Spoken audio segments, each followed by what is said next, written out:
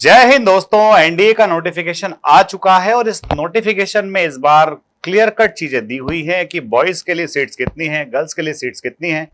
जो भी बच्चे इस फॉर्म को भरना चाह रहे हैं वो सबसे पहले यही ध्यान दे रहे हैं कि वैकेंसीज आखिरकार कितनी हैं। तो दोस्तों, वैकेंसीज से एक और बड़ी इंपॉर्टेंट बात जो है वो मैं आपको बता देता हूं कि यहां पर सबसे रोल प्ले करने वाली बड़ी चीज जो है वो है आपके रिटन एग्जाम में पास होने वाले स्टूडेंट्स की संख्या।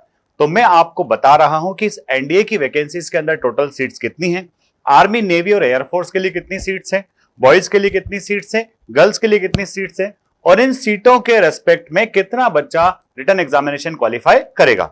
तो आइए स्टार्ट करते हैं। सबसे पहले बात करते हैं हम लोग एनडीए के इस नोटिफिकेशन में आर्मी के अंदर कितनी सीट्स हैं। तो दोस्तों, आर्मी के लिए जो नंबर ऑफ सीट्स है उन सीटों की संख्या जो है वो 198 मेल्स के लिए है और 10 फीमेल्स के लिए।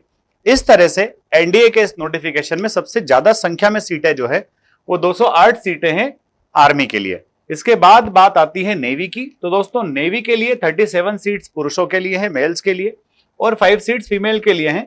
और ये टोटल 42 सीट जो है वो एग्जीक्यूटिव ब्रांच में जाने वाली है इंडियन नेवी के, जो कि एक बहुत बड़ा अवसर होता है। इसके बाद हम बात करते हैं एयरफोर्स की। तो एयरफोर्स में 3 तरह की ड्यूटीज है। पहली ड्यूटी है फ्लाइंग, दूसरी है ग्राउंड ड्यूटी टेक्निकल और तीसरी ग्राउंड ड्यूटी नॉन टेक्निकल। तो यहां पर एयरफोर्स में फ्लाइंग के लिए सबसे ज्यादा सीट है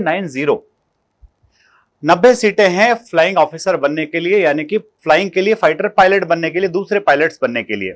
और यहां पर 2 सीट्स हैं गर्ल्स के लिए, यानी कि टोटल 92 सीट्स सिर्फ फ्लाइंग ब्रांच के लिए है, जिन बच्चों को फ्लाई करना है, उड़ाना है।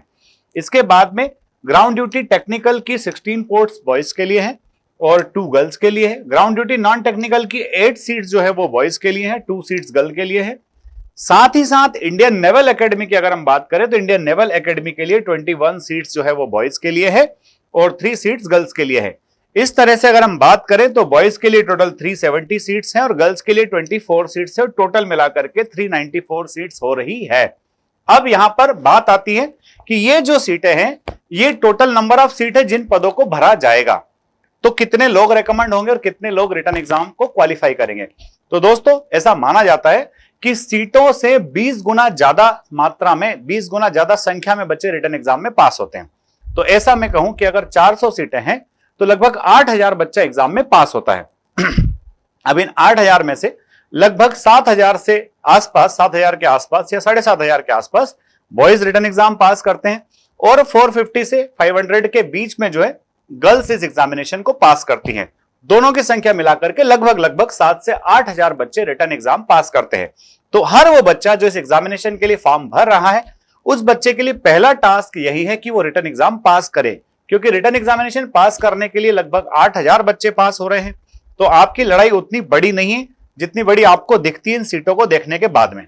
जब आप एक बार रिटन एग्जाम पास कर जाएंगे उसके बाद उन 7 to 8000 बच्चों में से ही ये 400 बच्चे सेलेक्ट होना है, यानी कि एक कंपटीशन का दायरा फिर से आपके लिए घट जाएगा। तो ध्यान रखिएगा, आपको सिर्फ एक ही सीट चाहिए। परिश्रम और मेहनत करने वाला बच्चा अपने परिश्रम से, अपने मेहनत से, अपने पुरुषार्थ से वो सब हासिल कर सकता है जो वो चाहता है। अपने विचारों को एक्शन में कन्वर्ट कीजिए। आज ही एनडीए का फॉर्म डालिए और तैयारी करना शुरू कर दीजिए। ऑफलाइन बैचेस अगर आपको चाहिए तो फोर्स डिफेंस एकेडमी पर 11-12 फाउंडेशन के साथ 12 के बाद ड्रॉपर्स बैच और सीडीएस एफकेड इन सारी एग्जामिनेशन की जोरदार, शानदार, जानदार तैयारी कराई जा रही है। आप इन ऑफलाइन बैचेस का हिस्सा बन करके अपने सपनों को साकार कर सकते हैं। जय हिंद, जय भारत।